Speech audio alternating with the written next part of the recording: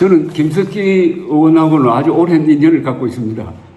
옛날에 서울경찰청장으로 계실 때 용산 방화 사건 그 진압하는 과정에서 아주 고생을 한 이후에 더욱 가까워졌습니다. 2012년에는 같이 일본도 여행을 하고 했는데 여러 인연으로 해서 제가 이 자리에 서게 되었습니다. 오늘 여기 와서 보니까 다 참 젊다는 느낌이 드는데 평균 연령이 어느 정도 됩니까? 지금 계시는 분들 30대, 40대, 50대죠 지금? 50대. 아, 평균 50대니까. 예. 제가 해방동이거든요. 1945년생인데 오늘 서울에서 KTX를 타고 여기 2시간 한 40분 걸렸습니다. 오면서 창밖으로 아주 좋은 구경을 했습니다. 지금 아마 연중 가장 날씨가 좋은 때고 또 추수도 거의 끝나가지고 창밖을 보면서 촬영도 하면서 느낀 게 새삼 느낀 겁니다. 새삼 느낀 게 한국에는 노는 사람도 없지만은 노는 땅도 없다는 걸 느꼈습니다. 노는 땅이 없대요. 다 공장 짓고 아니면 농사 짓고 집 짓고 해가지고 이런 기차를 타고 제가 여행을 좋아하니까 여러 나라를 돌아봤지만은 이렇게 땅이 수고하는 데가 없습니다. 땅도 수고하는 거 아닙니까? 땅도. 우리나라 지금 면적이 한 22만 평방킬로미터인데 7,500만이 살고 있습니다. 땅이 7,500만을 받쳐주는 거죠. 북한에는 물론 그 좋은 땅 가지고 정치를 잘못해가지고 굶어 죽는 사람도 있지만은 어떻게 이 좁은 땅에서 7,500만 명이 살아왔느냐 하면은 정말 좋은 틀을 잡았다는 생각이 듭니다. 좋은 틀을 잡도록 한 분이 바로 신라의 삼국통일을 주도한 몇 분들이죠. 여기 계신 분들은 경주시의원 그리고 경북도의원 이렇게 보면 맞습니까? 네. 예. 그런데 여러분들이 이거 아십니까? 제가 어제 마침 여기 온다고 해서 자료를 하나 보니까 2019년에 이 세계 실크로드 학회에서 말이죠. 학회에서 이런 인증서를 경북 그리고 경주로 주었던데 이철우 지사 앞으로 인증서를 하나 줬더라고요. 그 인증서가 뭐냐 하니까 이렇게 되어 있습니다. 그 인증서를 제가 하나 읽어드릴게요.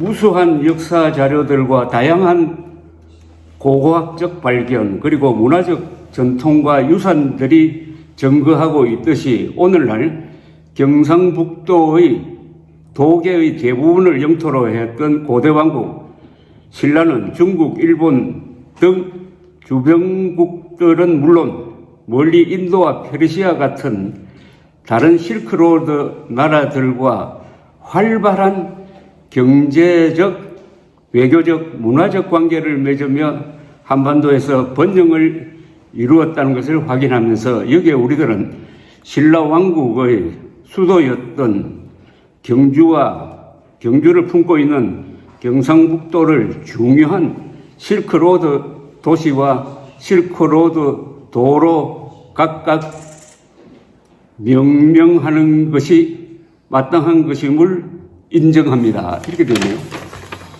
이 자료 혹시 아십니까? 그러니까 실크로드 학회에서 경주를 실크로드 도시로 인정했다는 겁니다.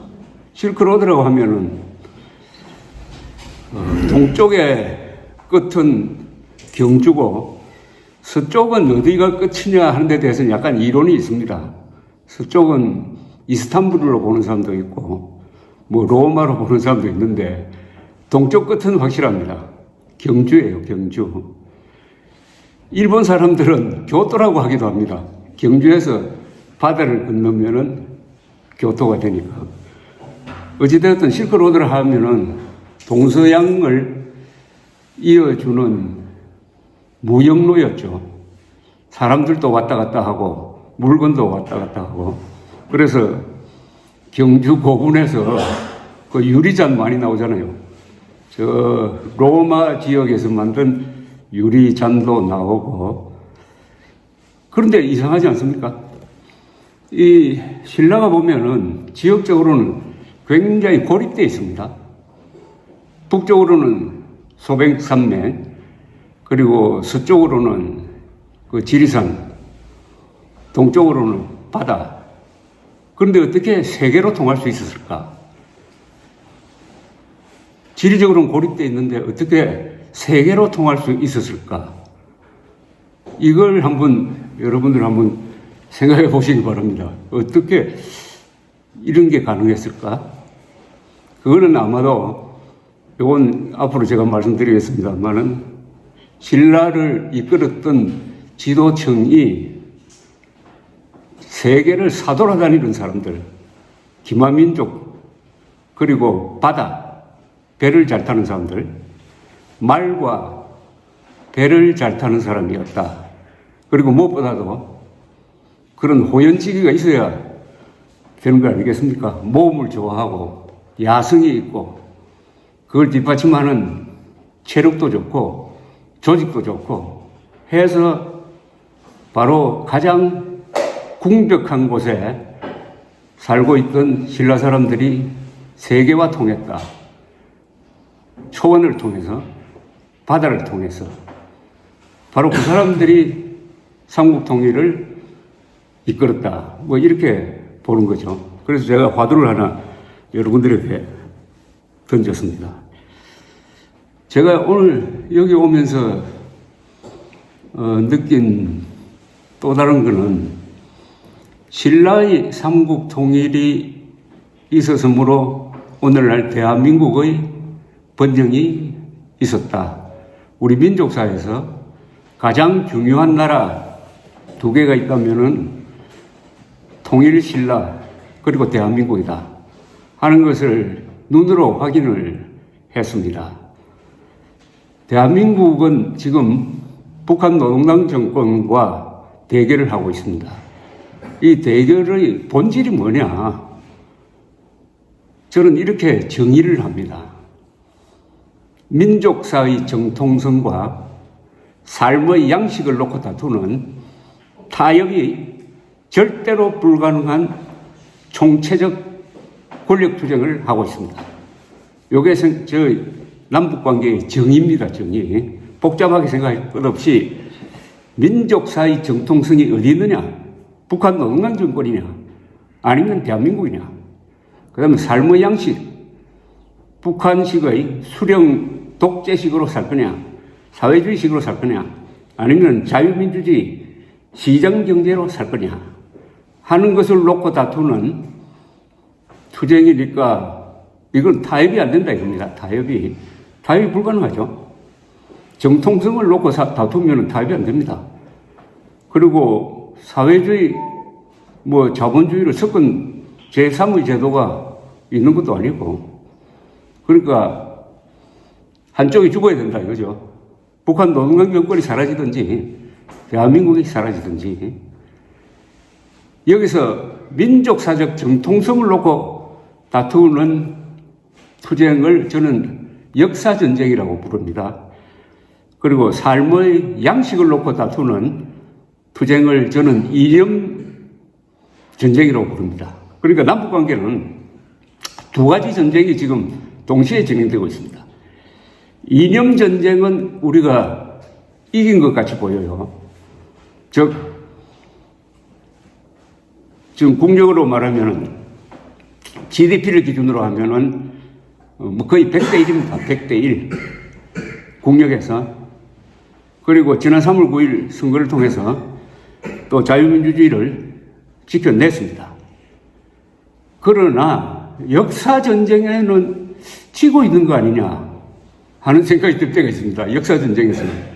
정통성을 놓고 다투는, 제가 94년에 관훈클럽 여기 무슨 세미나가 있어가지고 경주에 왔습니다. 시간이 있으니까 버스를 하나 빌려가지고 거기 경주 시청 공무원이 아마 무슨 홍보부서에 근무하는 공무원이던데 이분이 안내를 하는 거예요. 안내를 하면서 뭐라고 하느냐? 여러분들이 교과서에서 배우실 때는 통일 신라 시대라고 배우셨죠. 그런데 요새는 남북국 시대라고 부릅니다. 남북국, 즉 발해와 통일 신라가 공존했던 시대라고 부릅니다. 이렇게 이야기를 하더라고요. 제가 깜짝 놀랐습니다. 이야, 경주 공무원이 저런 이야기를 하나? 그게 바로 북한식 역사관인데? 아마 교과서도 지금 그렇게 되어 있을지 모릅니다. 요새 고구려 발해 좋아하는 사람들이 있어요. 고구려 발해 좋아하는 사람들이 신라를 부정하는 경우가 많습니다. 고구려 발해, 그 다음에 어디로 이어지느냐? 고구려 발해, 고려, 조선, 북조선. 이렇게 민족사의 정통성을 긋는 사람들이 있어요. 북한, 남한의 좌파 역사학자. 그러나 실제는 뭐냐? 삼국시대, 그걸 통일한 신라의 삼국통일, 그 신라를 이어받은 고려, 조선, 그 다음에 대한민국이죠.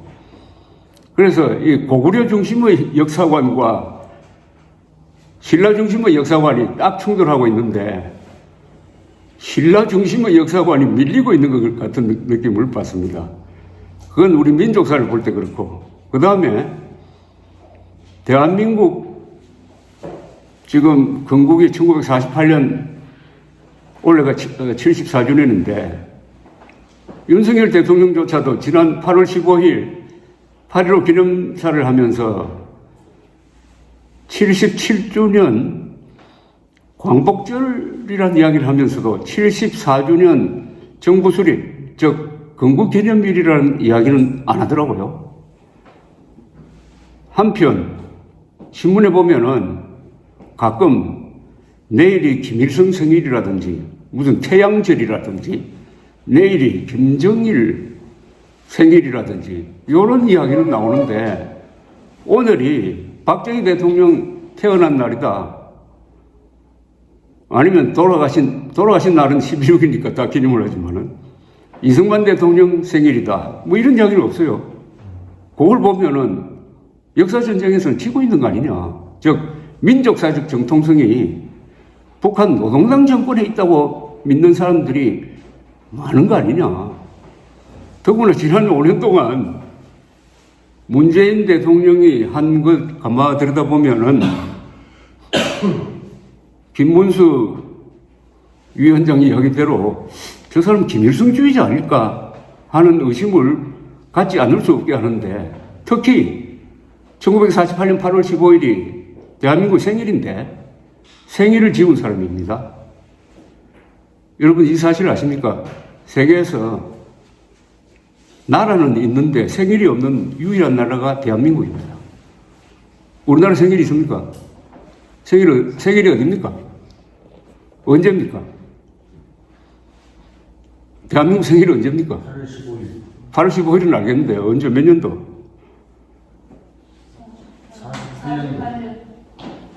48년 8월 15일 정부 수립했잖아요. 그게 국가 수립 아닙니까? 45년 8월 15일. 45년 8월 15일은 해방된 날이고 48년 8월 15일. 48년 8월 15일이죠. 45년 8월 15일은 광복된 날이고 광복되었지 그때 우리나라가 있었습니까? 그때 3년 동안 공산당하고 싸워서 이승만 대통령 지도하에 1948년 8월 15일 건국을 선포를 하고 대한민국이 생일을 갖게 된 거 아닙니까? 이 명백한 사실을 인정 안 하는 사람들이 있다 이겁니다. 세상에 자기 생일을 모르는 정도가 아니라 없다고 하는 이런 나라니까 역사관 전쟁에서는 지고 있다 이런 이야기입니다. 이런 한심한 나라가 어디 있습니까 세상에. 그런데 문재인 대통령은 이런 이야기를 했어요. 이 사람은 1948년 8월 15일이 건국기념일이 되어야 한다고 하면은 경계 일으키는 사람인데 대통령이 되고 나서 2019년 8월 15일을 대한민국 건국 100주년으로 기리겠다고 했어요. 그건 뭐냐면은 1919년에 상해 임시정부가 수립되었다 이겁니다. 그걸 대한민국 건국의 기점으로 삼겠다 이렇게 이야기했습니다. 그게 무슨 말이 안 되죠. 아니 1919년 그때 수립된 것은 임시정부 아닙니까? 임시정부가 무슨 국가입니까? 국가는 3대 요소가 있죠. 국민, 영토, 주권. 아무도 없었잖아요, 그때. 근데 그래서 임시라고 한 거 아닙니까? 그걸 건국 기념일로 하겠다는 것은 대한민국을 부정하겠다는 거지. 대한민국은 태어나서는 안 될 나라였다라는 것을 그런 식으로 표현한 거 아닙니까? 그런데 이상한 일이 또 벌어졌어요. 2019년이 덕되니까 아니 건국 100주년으로 기린다는 말이 싹 없어져 버렸어요. 이거 국민의힘에서 제대로 따지지 않았습니다. 그래서 생일이 없어졌다 이겁니다. 생일 지은 대통령입니다. 족보를 바꾼 대통령이죠. 족보. 어떤 집안에 종손이 있는데 족보를 바꿨다 이겁니다. 족보를. 왜 그렇게 했습니까? 문재인의 머릿속에는 김일성 북한 농단 정권이 한반도 전체의 정통 국가고 합법 국가다라는 생각이 없다면은 그런 식으로 할 수 없지. 없다면은. 그래서 공식적으로 한국은 생일이 없는 나라가 됐습니다. 이걸 인정해야 됩니다, 여러분. 여기 계신 분들 다 집권당의 간부들인데 이 문제에 대해서 고민하고 답을 내놔야 됩니다. 그런데 윤석열 대통령까지도 이번에 1948년 8월 15일 건국 또는 정부 수립 같은 말인데 74주년입니다라는 말을 하지 않더라고. 역대 대통령 다 건국 정부 수립 임무를 확인했습니다. 노무현도 했습니다. 김대중도 했습니다. 뭐 이명박 박근혜는 또 말할 것도 없고 문재인 윤석열 두 사람만이 현재까지는 내년 8월 15일로는 달라지겠지만은 건국 기념일임을 이야기하지 않았어요. 그런데 서울의 송파구청장이 오늘은 건국 기념일입니다 하고 프레카드를 걸었더니 막 사람들이 욕을 하고 있더라고. 생일을 확인했다고 해가지고 송파구청장을 역적시하는 글이. 그래서 제가 송파구청장이 대통령보다 낫다는 방송을 했더니 그분이 전화 와가지고 고맙다고 하더라고요. 아니 이게 무슨 나라입니까 이거. 이 문제 해결 못하면은 이념 전쟁에서 이겨도요 역사 전쟁에서 지면 끝납니다. 이념 전쟁, 역사 전쟁이라는 건 뭐냐? 한반도 전체에서 정통성이 있는 제대로 된 국가는 북한 노동당 정권, 조선민주주의 인민공화국밖에 없다고 생각하는 순간 그때부터 뭘 해도 굽히고 들어간다 이겁니다. 이걸 빨리 여러분들이 한번 문제 제기를 하십시오. 이대로는 있을 수가 없다. 생일을 찾아달라. 정권도 바뀌었으니까 생일을 찾아달라. 이렇게 하셔야 되는 거 아닙니까?